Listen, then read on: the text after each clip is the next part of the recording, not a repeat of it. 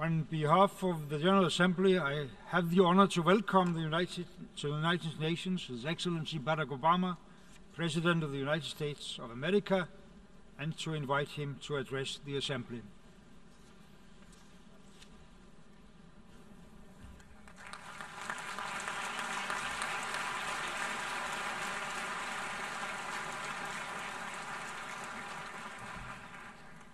Mr. President, Mr. Secretary General, fellow delegates, ladies and gentlemen. 70 years after the founding of the United Nations, it is worth reflecting on what together the members of this body have helped to achieve. Out of the ashes of the Second World War,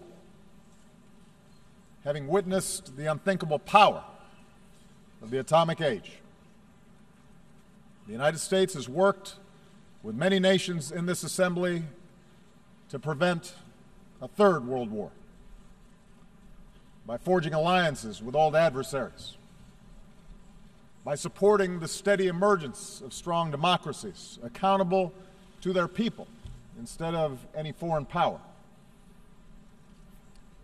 and by building an international system that imposes a cost on those who choose conflict over cooperation, an order that recognizes the dignity and equal worth of all people. That is the work of 7 decades. That is the ideal that this body, at its best, has pursued. Of course, there have been too many times when, collectively, we have fallen short of these ideals. Over 7 decades, terrible conflicts have claimed untold victims.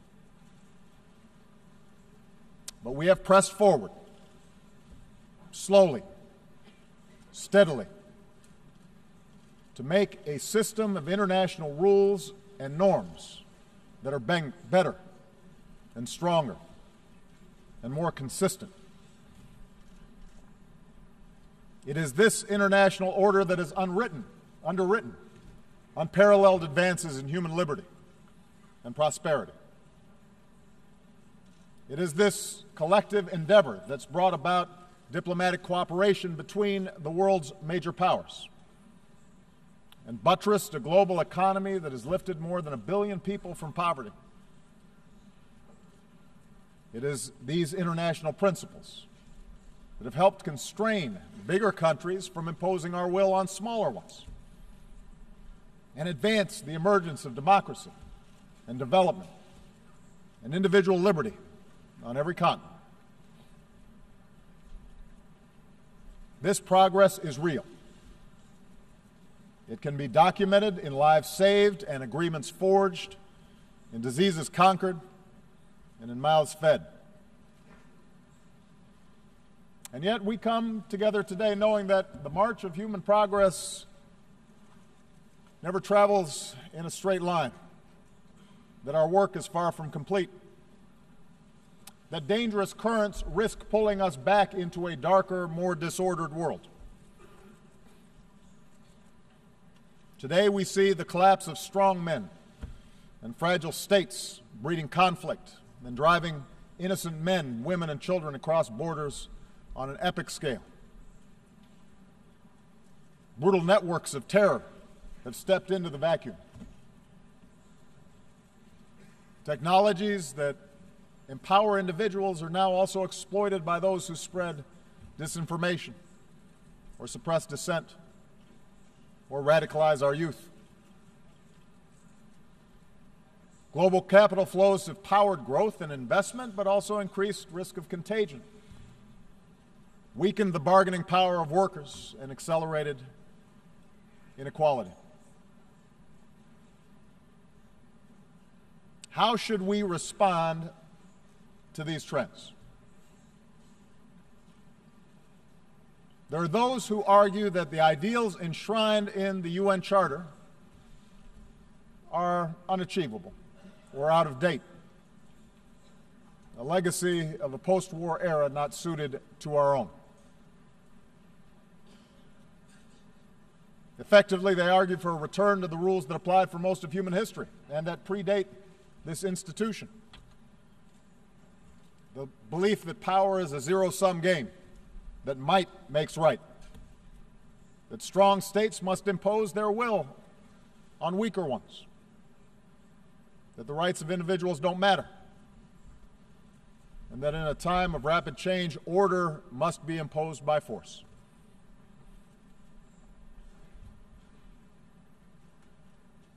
On this basis, we see some major powers assert themselves in ways that contravene international law.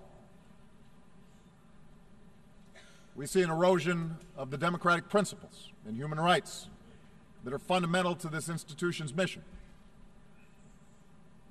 Information is strictly controlled, the space for civil society restricted. We're told that such retrenchment is required to beat back disorder, that it's the only way to stamp out terrorism or prevent foreign meddling. In accordance with this logic, we should support tyrants like Bashar al-Assad, who drops barrel bombs to massacre innocent children, because the alternative is surely worse.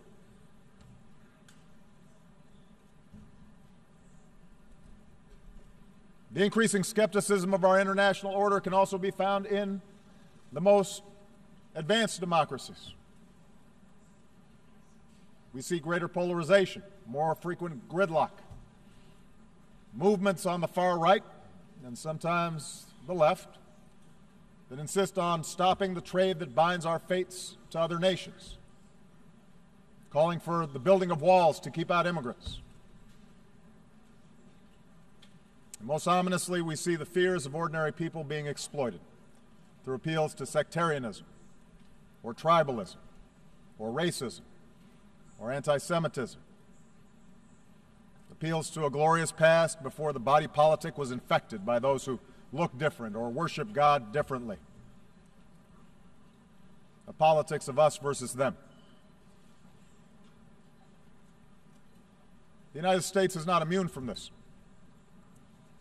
Even as our economy is growing and our troops have largely returned from Iraq and Afghanistan, we see in our debates about America's role in the world a notion of strength that is defined by opposition to old enemies, perceived adversaries, a rising China, or a resurgent Russia, a revolutionary Iran, or an Islam that is incompatible with peace. We see an argument made that the only strength that matters for the United States is bellicose words and shows of military force, that cooperation and diplomacy will not work. As President of the United States, I am mindful of the dangers that we face. They cross my desk every morning. I lead the strongest military that the world has ever known, and I will never hesitate to protect my country or our allies unilaterally and by force where necessary. But I stand before you today believing in my core that we, the nations of the world, cannot return to the old ways of conflict and coercion. We cannot look backwards. We live in an integrated world, one in which we all have a stake in each other's success. We cannot turn back those forces of integration. No nation in this assembly can insulate itself from the threat of terrorism or the risk of financial contagion, the flow of migrants, or the danger of a warming planet. The disorder we see is not driven solely by competition between nations or any single ideology. And if we cannot work together more effectively we will all suffer the consequences. That is true for the United States as well. No matter how powerful our military, how strong our economy, we understand the United States cannot solve the world's problems alone. In Iraq, the United States learned the hard lesson that even hundreds of thousands of brave, effective troops, trillions of dollars from our treasury, cannot by itself impose stability on a foreign land. Unless we work with other nations under the mantle of international norms and principles and law that offer legitimacy to our efforts, we will not succeed. And unless we work together to defeat the ideas that drive different communities in a country like Iraq into conflict, any order that our militaries can impose will be temporary.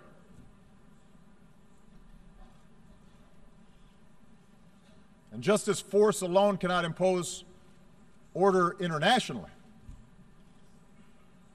I believe in my core that repression cannot forge the social cohesion for nations to succeed. The history of the last 2 decades proves that in today's world, dictatorships are unstable. The strong men of today become the spark of revolution tomorrow. You can jail your opponents, but you can't imprison ideas.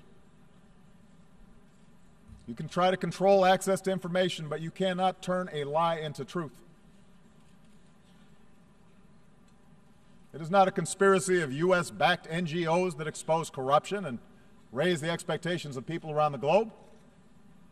It's technology, social media, and the irreducible desire of people everywhere to make their own choices about how they are governed.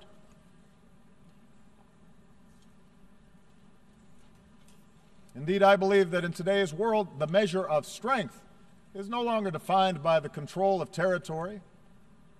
Lasting prosperity does not come solely from the ability to access and extract raw materials. The strength of nations depends on the success of their people, their knowledge, their innovation, their imagination, their creativity, their drive, their opportunity, and that in turn depends on individual rights and good governance and personal security. Internal repression and foreign aggression are both symptoms of the failure to provide this foundation. The politics of solidarity that depend on demonizing others, that draws on religious sectarianism or narrow tribalism or jingoism, may at times look like strength in the moment, but over time its weakness will be exposed. And history tells us that the dark forces unleashed by this type of politics surely makes all of us less secure. Our world has been there before. We gain nothing from going back.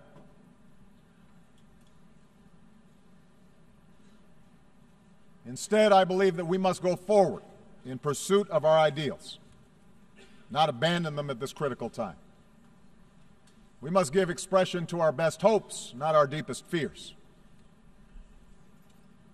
This institution was founded because men and women who came before us had the foresight to know that our nations are more secure when we uphold basic laws and basic norms and pursue a path of cooperation over conflict. And strong nations, above all, have a responsibility to uphold this international order.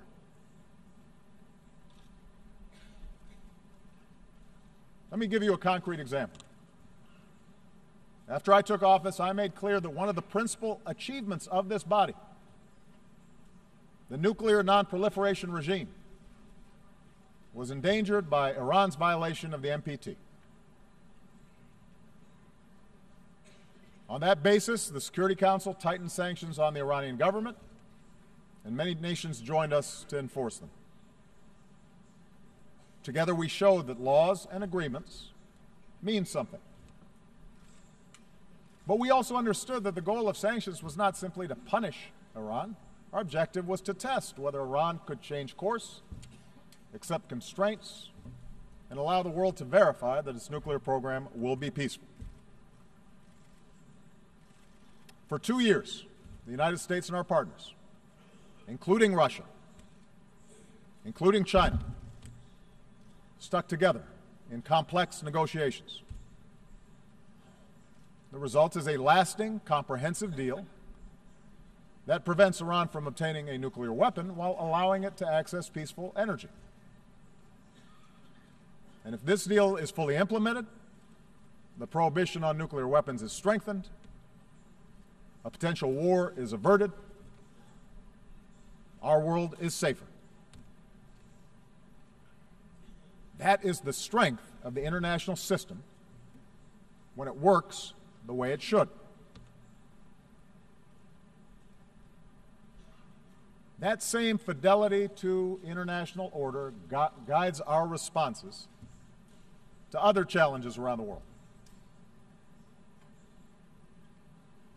Consider Russia's annexation of Crimea and further aggression in eastern Ukraine. America has few economic interests in Ukraine. We recognize the deep and complex history between Russia and Ukraine. But we cannot stand by when the sovereignty and territorial integrity of a nation is flagrantly violated. If that happens without consequence in Ukraine, it could happen to any nation gathered here today. That's the basis of the sanctions that the United States and our partners impose on Russia. It's not a desire to return to a Cold War. Now, within Russia, state-controlled media may describe these events as an example of a resurgent Russia. A view shared, by the way, by a number of U.S. politicians and commentators who have always been deeply skeptical of Russia and seem to be convinced a new Cold War is, in fact, upon us. And yet, look at the results. The Ukrainian people are more interested than ever in aligning with Europe instead of Russia. Sanctions have led to capital flight, a contracting economy, a fallen ruble, and the emigration of more educated Russians. Imagine if instead Russia had engaged in true diplomacy and worked with Ukraine and the international community to ensure its interests were protected. That would be better for Ukraine, but also better for Russia and better for the world, which is why we continue to press for this crisis to be resolved in a way that allows a sovereign and democratic Ukraine to determine its future and control its territory. Not because we want to isolate Russia, we don't, but because we want a strong Russia that's invested in working with us to strengthen the international system as a whole.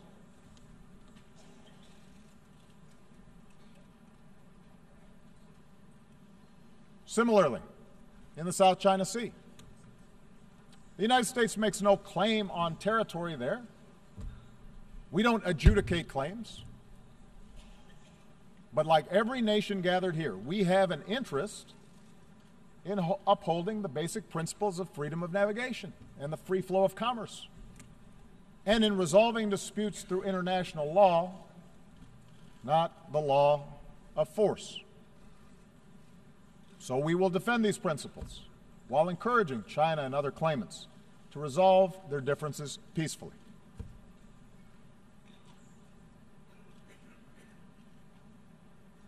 I say this recognizing that diplomacy is hard, that the outcomes are sometimes unsatisfying, that it's rarely politically popular. But I believe that leaders of large nations, in particular, have an obligation to take these risks, precisely because we are strong enough to protect our interests if and when diplomacy fails. I also believe that to move forward in this new era, we have to be strong enough to acknowledge when what you're doing is not working. For 50 years, the United States pursued a Cuba policy that failed to improve the lives of the Cuban people. We changed that. We continue to have differences with the Cuban government. We will continue to stand up for human rights, but we address these issues through diplomatic relations and increased commerce and people-to-people ties. As these contacts yield progress, I'm confident that our Congress will inevitably lift an embargo that should not be in place anymore.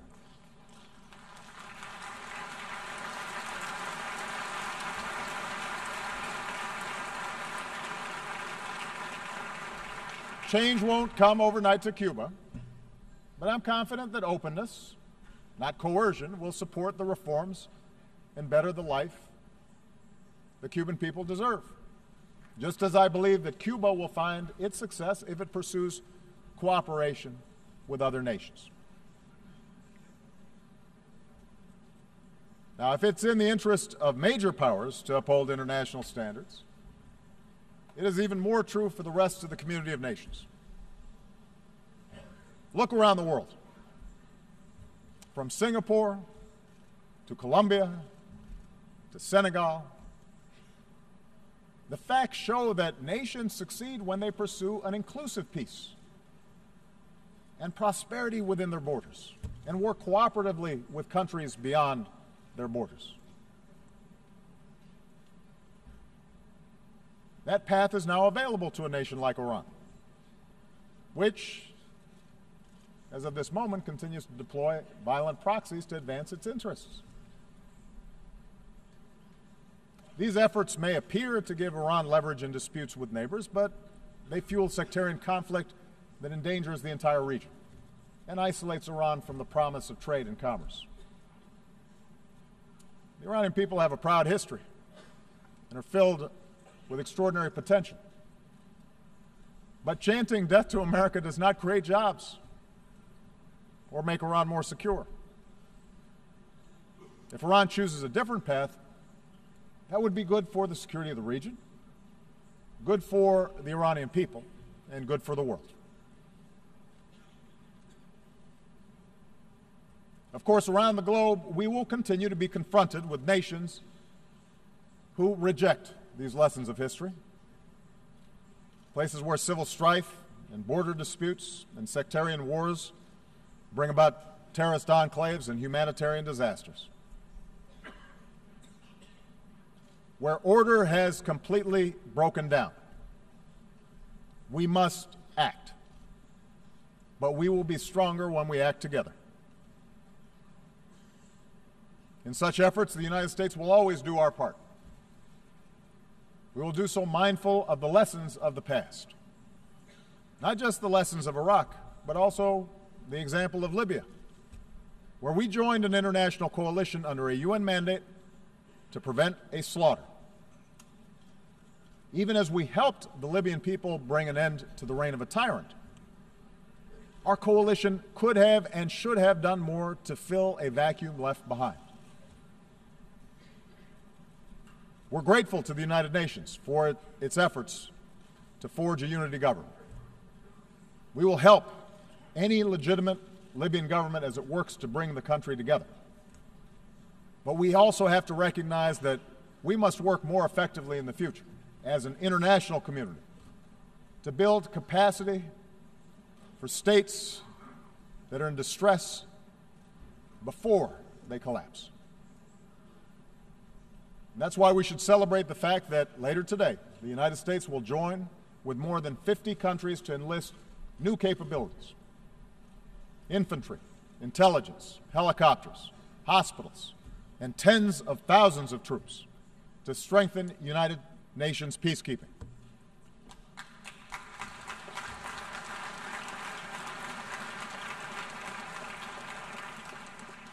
These new capabilities can prevent mass killing and ensure that peace agreements are more than words on paper. But we have to do it together. Together, we must strengthen our collective capacity to establish security where order has broken down and to support those who seek a just and lasting peace.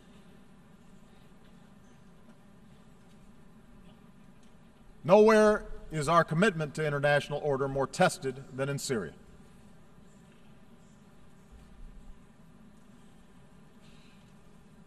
When a dictator slaughters tens of thousands of his own people, that is not just a matter of one nation's internal affairs. It breeds human suffering on an order of magnitude that affects us all. Likewise, when a terrorist group beheads captives, slaughters the innocent, and enslaves women, it's not a single nation's national security problem. That is an assault on all our humanity. I've said before, and I will repeat, there is no room for accommodating an apocalyptic cult like ISIL. And the United States makes no apology for using our military as part of a broad coalition to go after them. We do so with a determination to ensure that there will never be a safe haven for terrorists who carry out these crimes. And we have demonstrated over more than a decade of relentless pursuit of al-Qaeda. We will not be outlasted by extremists. But while military power is necessary, it is not sufficient to resolve the situation in Syria. Lasting stability can only take hold when the people of Syria forge an agreement to live together peacefully. The United States is prepared to work with any nation, including Russia and Iran, to resolve the conflict. But we must recognize that there cannot be, after so much bloodshed, so much carnage, a return to the pre-war status quo. Let's remember how this started. Assad reacted to peaceful protests by escalating repression and killing that in turn created the environment for the current strife. And so Assad and his allies can't simply pacify the broad majority of a population who've been brutalized by chemical weapons and indiscriminate bombing. Yes, realism dictates that compromise will be required to end the fighting and ultimately stamp out ISIL. But realism also requires a managed transition away from Assad and to a new leader, and an inclusive government that recognizes there must be an end to this chaos so that the Syrian people can begin to rebuild.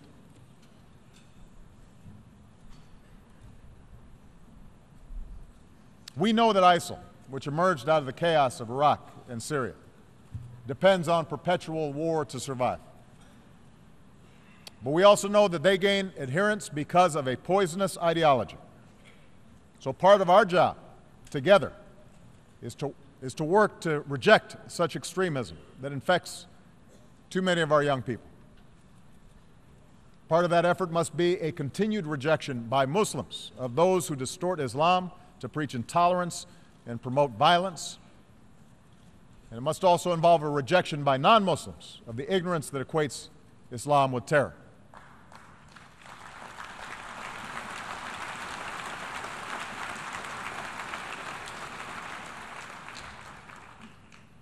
This work will take time. There are no easy answers to Syria, and there are no simple answers to the changes that are taking place in much of the Middle East and North Africa. But so many families need help right now. They don't have time. And that's why the United States is increasing the number of refugees who we welcome within our borders. That's why we will continue to be the largest donor of assistance to support those refugees. And today we are launching new efforts to ensure that our people and our businesses, our universities and our NGOs can help as well. Because in the faces of suffering families, our nation of immigrants sees ourselves. Of course, in the old ways of thinking, the plight of the powerless, the plight of refugees, the plight of the marginalized did not matter. They were on the periphery of the world's concerns. Today, our concern for them is driven not just by conscience, but should also be driven by self-interest. For helping people who've been pushed to the margins of our world is not mere charity. It is a matter of collective security. And the purpose of this institution is not merely to avoid conflict, it is to galvanize the collective action that makes life better on this planet. The commitments we've made to the Sustainable Development Goals speak to this truth. I believe that capitalism has been the greater creator of wealth and opportunity that the world has ever known. But from big cities to rural villages around the world, we also know that prosperity is still cruelly out of reach for too many. As His Holiness, Pope Francis, reminds us, we are stronger when we value the least among these and see them as equal in dignity to ourselves and our sons and our daughters. We can roll back preventable disease and end the scourge of HIV/AIDS. We can stamp out pandemics that recognize no borders. That work may not be on television right now, but as we demonstrated in reversing the spread of Ebola, it can save more lives than anything else we can do. Together, we can eradicate extreme poverty and erase barriers to opportunity. But this requires a sustained commitment to our people, so farmers can feed more people, so entrepreneurs can start a business without paying a bribe, so young people have the skills they need to succeed in this modern knowledge-based economy. We can promote growth through trade that meets a higher standard. And that's what we're doing through the Trans-Pacific Partnership, a trade agreement that encompasses nearly 40% of the global economy, an agreement that will open markets while protecting the rights of workers and protecting the environment that enables development to be sustained. We can roll back the pollution that we put in our skies and help economies lift people out of poverty without condemning our children to the ravages of an ever-warming climate. The same ingenuity that produced the industrial age and the computer age allows us to harness the potential of clean energy. No country can escape the ravages of climate change. And there's no stronger sign of leadership than putting future generations first. The United States will work with every nation that is willing to do its part so that we can come together in Paris to decisively confront this challenge.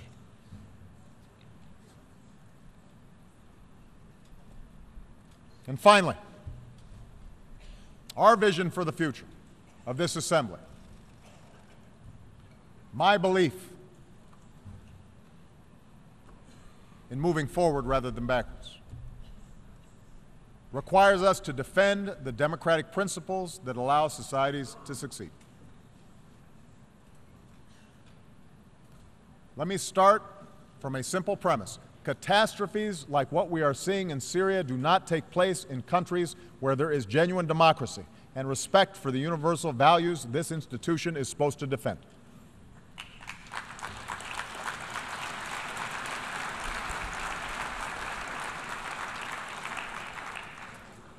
I recognize that democracy is going to take different forms in different parts of the world.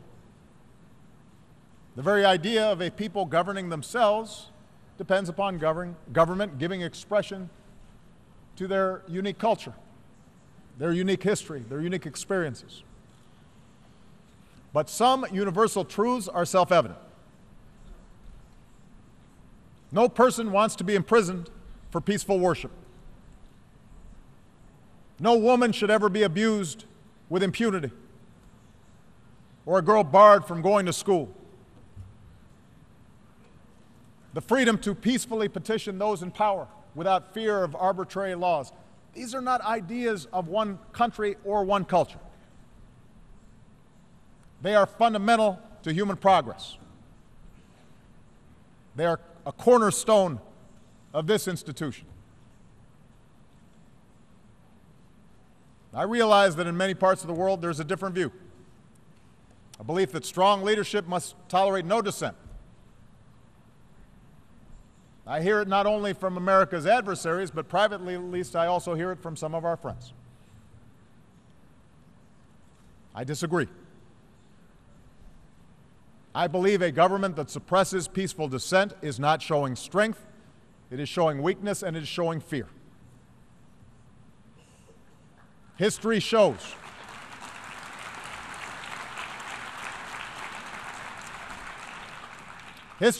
that regimes who fear their own people will eventually crumble. But strong institutions built on the consent of the governed endure long after any one individual is gone. That's why our strongest leaders, from George Washington to Nelson Mandela, have elevated the importance of building strong democratic institutions over a thirst for perpetual power. Leaders who amend constitutions to stay in office only acknowledge that they failed to build a successful country for their people, because none of us last forever. It tells us that power is something they cling to for its own sake, rather than for the betterment of those they purport to serve. I understand democracy is frustrating. Democracy in the United States is certainly imperfect. At times it can be dysfunctional. But democracy, the constant struggle to extend rights to more of our people, to give more people a voice, is what allowed us to become the most powerful nation in the world.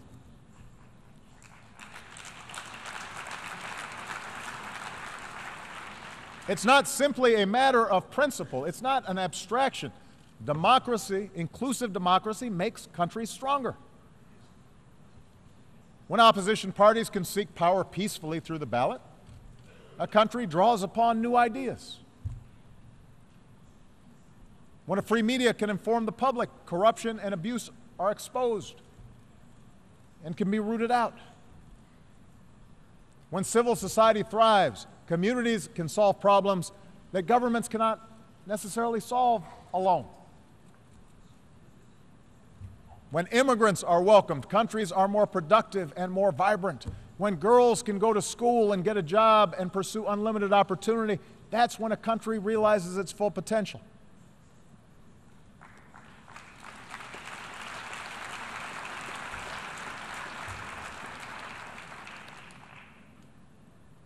That is what I believe is America's greatest strength. Not everybody in America agrees with me. That's part of democracy.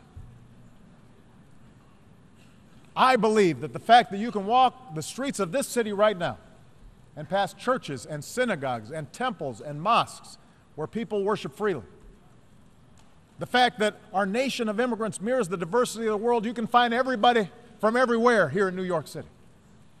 The fact that in this country, everybody can contribute. Everybody can participate, no matter who they are or what they look like or who they love. That's what makes us strong. And I believe that what is true for America is true for virtually all mature democracies. And that is no accident.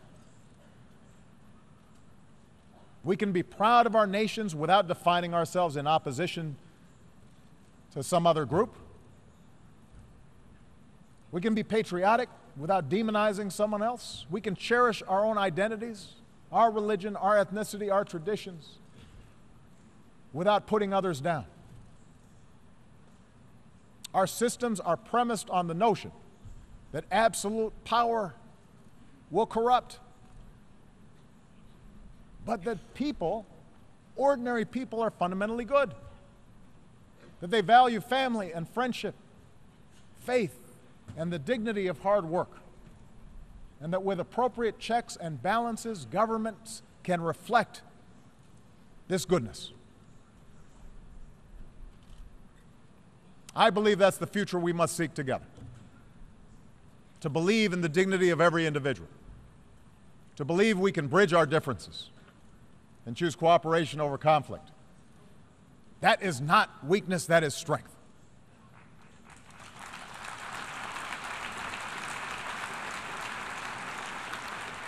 It is a practical necessity in this interconnected world.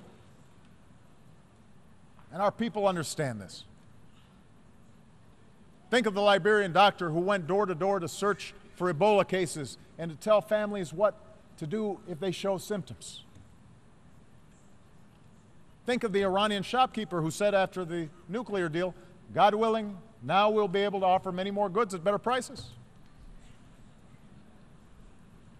Think of the Americans who lowered the flag over our embassy in Havana in 1961, the year I was born, and returned this summer to raise that flag back up.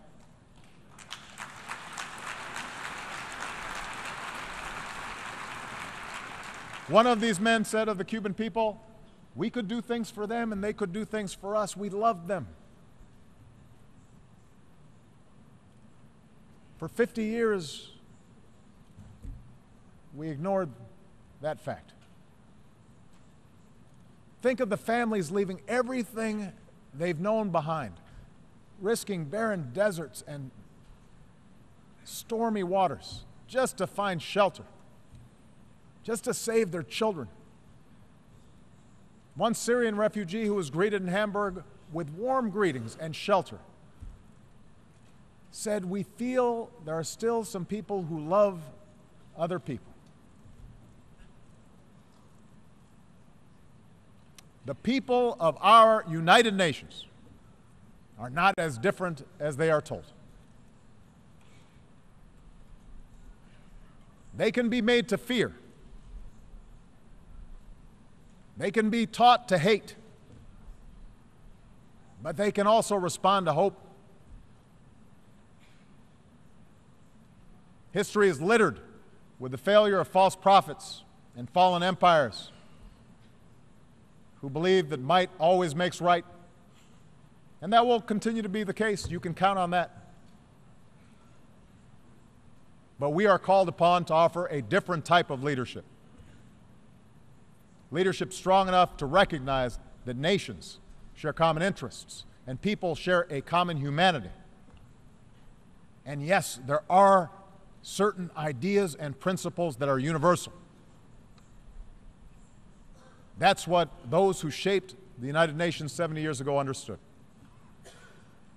Let us carry forward that faith into the future, for it is the only way we can assure that future will be brighter for my children and for yours. Thank you very much.